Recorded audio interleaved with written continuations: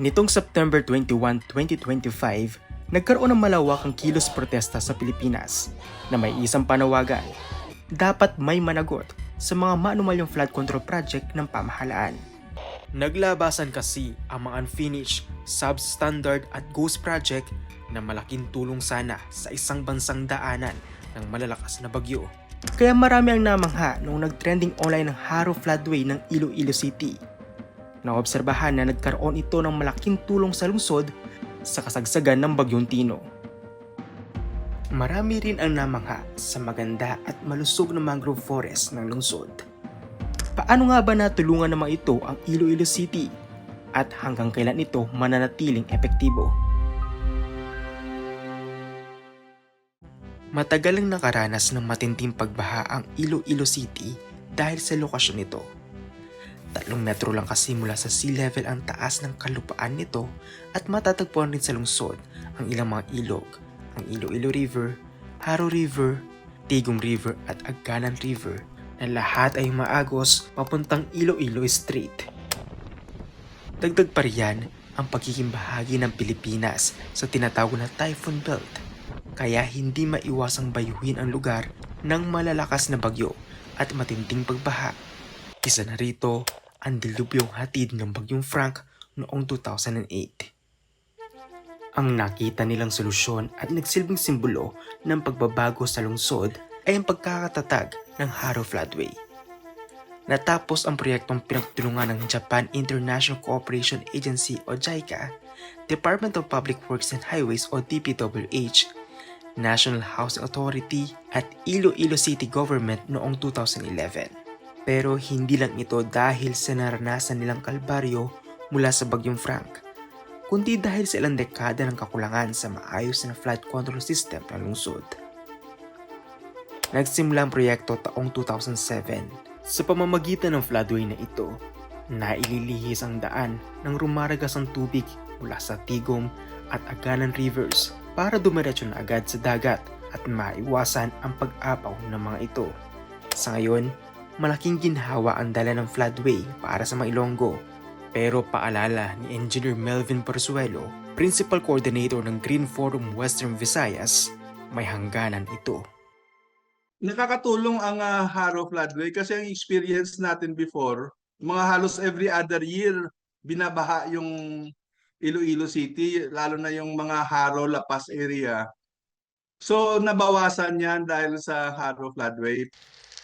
Nagsisilbi raw ang 5-kilometer floodway na parang malaking drainage channel ng river system ng Iloilo City.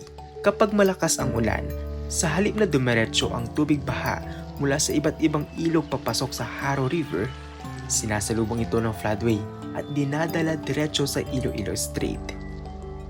Ang disenyo nito ay epektibong pumipigil sa pagsasanib at pag-apaw ng rumaragas ang daloy ng tubig mula sa iba't ibang ilog na dati nagdudulot ng sobrang pagbaha dahil sa limitadong drainage capacity ng lungsod. Pero may limitasyon ng floodway, may limited capacity rin lang kasi ito na hanggang 500 cubic meters per second. Bagay na malaking problema raw kung mas maraming ulan pa ang dinala ng Bagyong Tino. Ang floodway, effective siya sa mga normal na yung mga perennial na mga baha na dumadaan. Pero kung i-compare natin yung Tino sa nangyari sa Cebu or sa Negros, kung gano'ng kalakas na ulan ang bumuhos doon sa headwaters, aapaw din yung Haro Floodway, ina-estimate namin na yung precipitation that time umaabot na ng mga 1,000 sumusobra na ng 1,000 cubic meter per second. So yung ma-accommodate lang ng Haro Floodway sa current condition niya na silted, siguro mga 500 cubic meters na ulan. So kung saan pupunta ngayon yung mga 500 cubic meters per second? Kung sobrang lakas ng ulan sa kabundukan ng Tigom Aganan, hindi na raw kayang saluhin ng floodway ang lahat ng tubig. At dahil pinabilis din ng disenyo nito ang agos ng tubig, nagkakaroon ng scouring o paghukay sa ilog. Isang dahilan para bumaba ang water table at masira ang mga dike sa ibang lugar. Maganda rin yung design ng Harrow Floodway. Siguro mga 20-year return or 50-year return ang kaya ng Harrow Floodway. Depende kasi yan sa design na ginawa nila. Kung kakayanin niya yung may mga tinatawag yung mga hydrologists na 50-year return flood o 100-year return flood. So initially ang target yata ng Harrow Floodway ng GBIC was 100-year return flood. Pero may mga components pa yan na hindi pa nagagawa. Dapat mayroon pa yan na impounding na retardation pond sa taas na mga 54 hectare ang original design. Ibig sabihin, hindi raw sapat ang Harrow Floodway kung ito lang ang sandigan laban sa baha. Kailangan itong sabayan ng nature-based solutions o mga hakbang na nagpoprotekta, nagpapanatili at nagbabalik sigla sa ating mga likas na yaman para mas epektibong masagot ang hamon ng climate change. Ilan lang sa mga example nito ang reforestation, pagbuhay muli ng wetlands at paglikha ng green spaces sa mga lungsod. Dapat gagawa rin tayo doon ng mga nature-based solutions. Gawan natin ng mga groins kung paano natin mabigyan din ng protection yung mga communities doon sa threats ng storm surge. Ang siguro natin pag binivisualize natin ngayon, dapat ang pinopropose ng ZSL no, na gawin nating wetland city, yung Iloilo City o sponge city na parang yun na yung dapat natin pinaplanuhan kasi yun na yung magiging reality natin. May limitasyon man ang Harrow Floodway, nagbigay naman ito ng hindi inasahang benepisyong pangkalikasan. Sa bunganga kasi ng floodway, matatagpuan ang isa pang depensa ng lungsod, ang malawak na mangrove belt mula sa Barangay Bitoon, Harrow hanggang sa Hinaktakan, La Paz. Dahil sa construction ng floodway, dumami ang sediment o ang lupang dumadaloy sa ilog na naiipon sa mababaw na bahagi ng dagat. Habang umaapaw ang sediment, lumalawak ang lupa at sumibol ang mangroves sa bagong baybayin. Mula sa dating 6 na hektarya, umabot na ito ngayon sa mahigit 40 hektarya. Noong 1940s, bago mag-fish ponds, umabot ng 44 hectares ang mangroves dun. Tapos, nung nag-start ang fish pond construction, bumaba to 11 hectares kasi yung ibang mangroves ginawang fish ponds. Tapos, marami pang bagyo, so hinampas yung shoreline, bumaba pa siya to 6 hectares.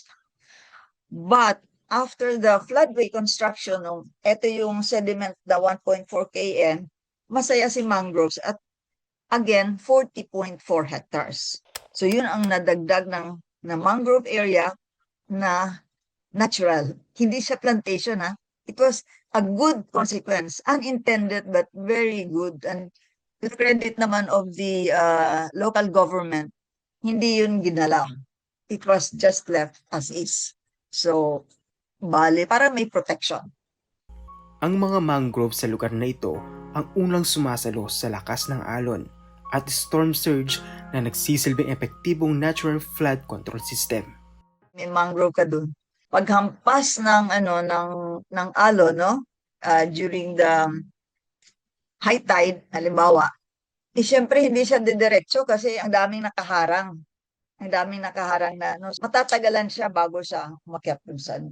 So yun, in that way, nare-reduce ang volume of floods.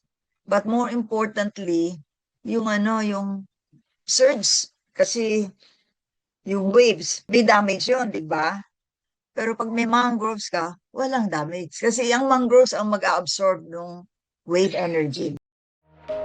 Ang Avicennia marina o piapi at Sanaracia alba o pagatpat ay ilan sa mga uri ng mangroves na matatagpuan malapit sa Harrow Floodway, ang nagsisilbing frontliner lalo na bilang panlaban sa daluyong. May mga 40 species tayo. Meron dun talagang sa frontliner, yun si piapi at si pagatpat.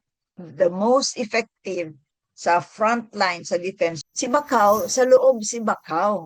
Sa mga estuaries, may mga creeks, rivers, hindi sila sanay sa hampas ng ng storm surge, si Bacau. Ang pagkakaroon ng mangroves ng isang lugar ay isa ring mahalagang nature-based solution. Mas nagiging epektibo raw ang mga proyekto laban sa sakuna kapag pinagsasama ang NBS at engineered infrastructures. Pinapalakas nito ang buong sistema habang naiiwasan ang sobrang gastos.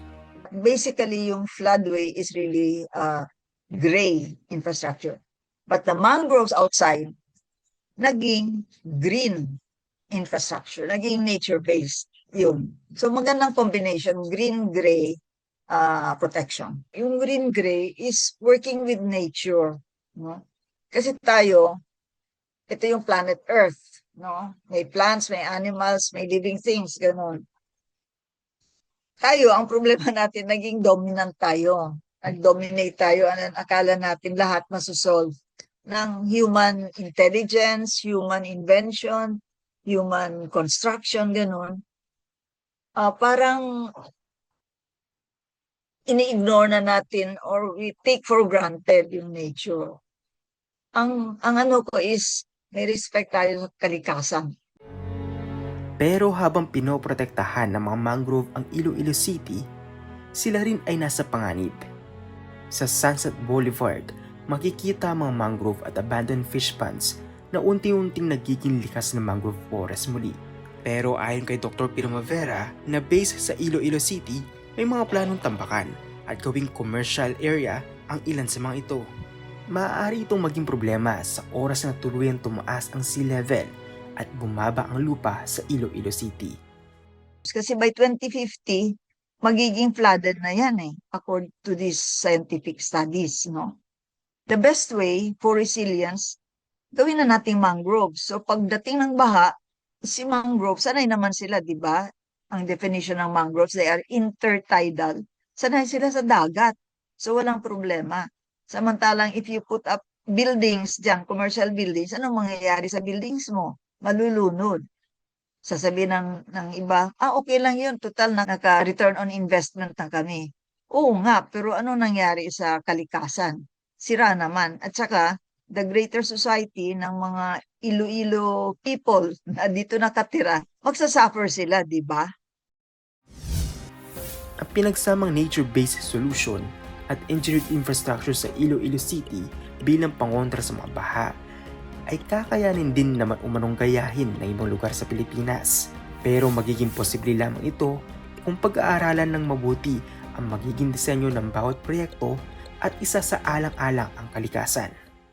It can be replicated. Actually, no, sana we have more information on our physical systems. Ibig sabihin, yung local governments, dapat alam nila, meron silang basic metrics, may rivers sila. How long are the rivers? Anong width? Anong volume of water? May coastal area sila. How shallow? How deep? Ganon. Yung forest nila. Dapat alam nila yon so that if they make a move, they do some, alam nila kung anong effect. Pero, integrated na dun yung nature, yung rivers, yung forest, yung na hindi masisira. Ganon.